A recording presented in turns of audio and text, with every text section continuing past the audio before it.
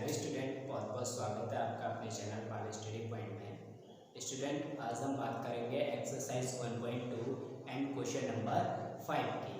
ठीक है, तो बिना देरी के चलते हैं क्वेश्चन की ओर। देखिए स्टूडेंट, इस क्वेश्चन में आपको बोल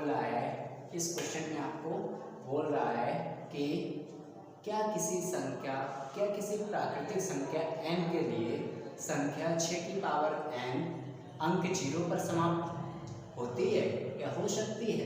तो हम क्या करेंगे, इसमें जो आपको दे रखा है ये है, कह रहा है 6 की पावर n, कह रहा है 6 की पावर n अंक 0 पर समाप्त हो सकती है, जहां n क्या है, प्राकृतिक संख्या है।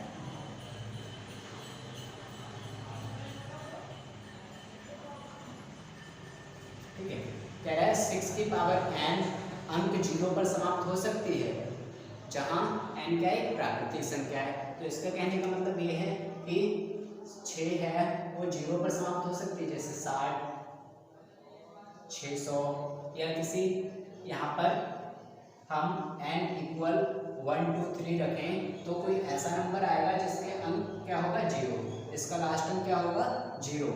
ये कह रहा है कि x की पावर n अंक 0 पर समाप्त हो सकती है।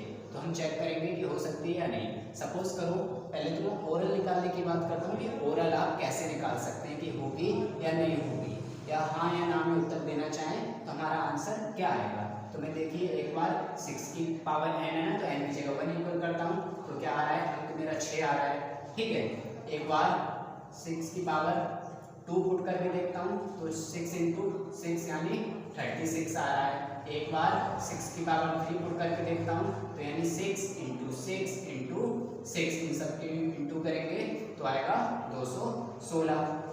राइट, यहाँ पर हम देख रहे हैं कि n प्राकृतिक संख्या यानी 1 2 3 अगर हम पुट कर रहे हैं या एक्सेट्रा ऐसे और कोई भी नंबर पुट करें तो हमारा अंक 0 नहीं आ रहा है, 6 6 6 6 आ रहा है। ठीक है, अंक 0 नहीं आ रहा है, तो यानी ये संख्या अंक 0 पर समाप्त नहीं हो सकती है। अब हम बात करेंगे कि मैथमेटिकली फॉर्म में हम कैसे इसे एक्सप्लेन करेंगे या कैसे हम अपने उत्तर को पेपर कॉपी पर लिखेंगे। ठीक है, एग्जामिनेशन में हम कैसे इसका आंसर देंगे।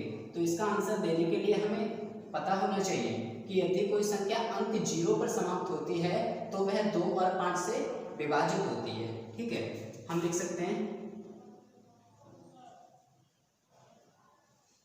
कोई भी संख्या यदि, ठीक है, यदि अंक 0 पर समाप्त होती है तो वह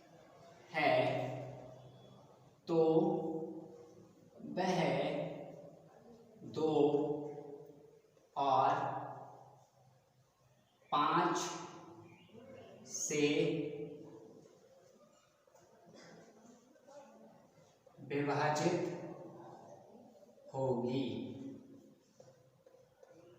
ठीक है ना, ये आपको पता होना चाहिए। अगर कोई भी संख्या 0 अंक पर समाप्त हो रही है तो वह 2 और 5 से विभाजित होगी। दैट मीन्स कहने का मतलब ये है, अगर माना कोई संख्या है हमारी जैसे 10, ये किस पर समाप्त हो रही है, 0 पर, तो ये संख्या 2 और 5 से जरूर विभाज्य होगी। विभाज्य का मतलब अभाज्य गुणनखंड अगर हम निकालेंगे तो उसमें 2 और 5 जरूर आएगा। जैसे इसका मैं निकालूंगा तो आएगा 2 गुणा 5। ठीक है, 2 और 5 आ गया ना, क्योंकि ये 0 पर समाप्त हो रही है। मैं यहाँ पर ले लूँ 20, तो आप ऐसे लिख सकते हैं 2 गुणा 5, इसमें भी 2 और 5 आ गया ना।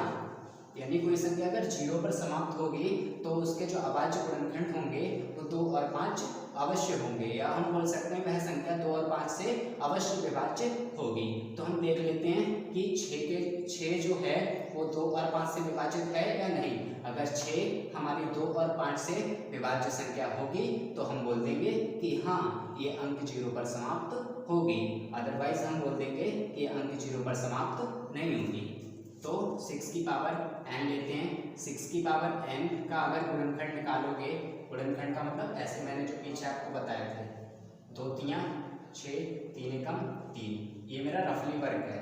ठीक है ना, ये जो सारा है वो रफली वर्ग है, आपको समझाने के लिए मैंने बताया है।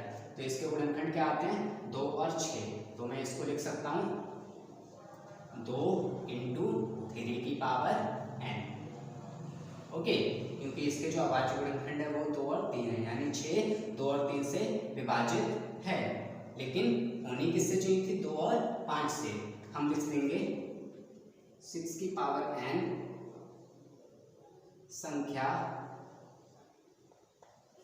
2 और 5 से विभाजित नहीं है, विभाजित नहीं है। ये 2 और 5 से विभाजित नहीं है, किससे? 2 और 3 से है। और जब 2 और 5 से विभाजित नहीं है तो ये संख्या अंक 0 पर समाप्त नहीं होगी। अतः 6 की पावर n अंक 0 पर समाप्त नहीं होगी। ठीक है ना, ये हमारा क्या हो गया? आंसर। कोई भी संख्या अगर अंक 0 पर समाप्त हो रही है तो वो 2 और 5 से अवश्य विभाज्य होनी चाहिए। ठीक है, अगर 2 और 5 से विभाज्य नहीं हो रही है दैट मीन्स वो अंक 0 पर समाप्त नहीं हो रही है। ठीक है, तो हमको बस यही बताना था कि ये संख्या अंक 0 पर समाप्त नहीं हो रही है। और रीजन क्या है? कारण ये है क्योंकि इसके अभाज्य जो गुणनखंड हैं या यह संख्या जो है वो 2 और 5 से विभाज्य नहीं है। अगर 2 और 5 से विभाज्य होती तो ये संख्या अवश्य अंक 0 पर समाप्त होती। That's all. उम्मीद करता हूँ कि आपको समझ में आया होगा। If you have any problem, any query, you can comment me, you can also contact us on our Facebook page, Pal Study Point. Thank you.